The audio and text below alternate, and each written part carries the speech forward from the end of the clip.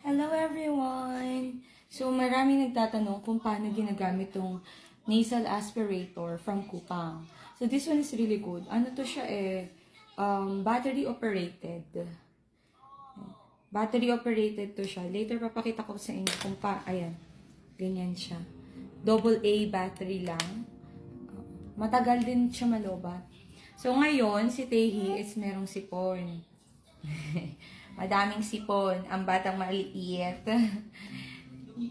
So, meron din ako yung ating nasal spray from our Korean pharmacy para makahinga siya ng maayos. Ayan. Isprayhan natin. And then, ang banda, umapa. Ang banda, ay, kucharis. Ayan. Sprayhan ko muna. Amo pa. Adyo. And then, tsaka. Higupin. Ayan. Ipapasok lang siya sa ilong para mahigup yung kanyang sipon. Siya na. Matutulog kasi siya. Hindi makatulog pag may barado yung ilong. One more. Ay, kucharis.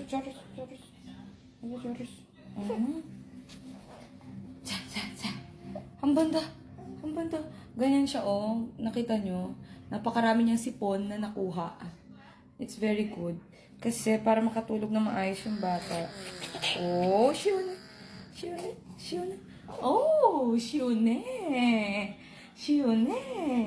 Kinpehi. Shune. Ang banda. Majimak. Oy, Joris.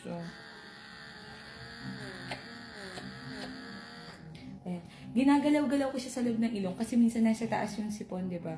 Hindi siya nakukuha agad. So, hinahanap ko yung sipon niya. And then, okay. Hambon na. Majimak. One more.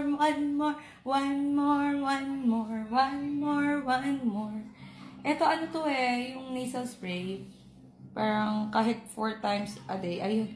Ginagamit ko lang to actually bago siya matulog. Nantok na. Ang batang maliit, inaantok na. Pero itong nasal, aspirator, ginagamit ko parate.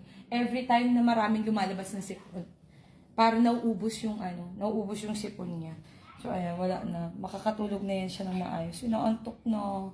Ang baby maliit. Ayun, ang daming nakuhang sipon. See, ang dami. Tapos, very easy lang siyang hugasan, mga sis. You have to remove lang this. Iti-twist lang siya, tapos i-remove. And then, iti-twist lang din to open. Tapos, tanggalin lang din to. Hugasan to lahat. And then, sterilize. So, ganun lang siya. And then, ready. Kailangan pag gamitin, hugasan nyo kagad para hindi maninigas yung sipon sa loob. Kasi naninigas yung sipon dito sa loob. May natutuyo. Mahirap na siyang linisin. Kaya every after gamit, hugasan na siya. Para ready to use again anytime. Okay? Sa mga gusto pong umorder niyan. Tawag dito. Ano ito? Made in Korea yata ito? Oh yes. This one is made in Korea.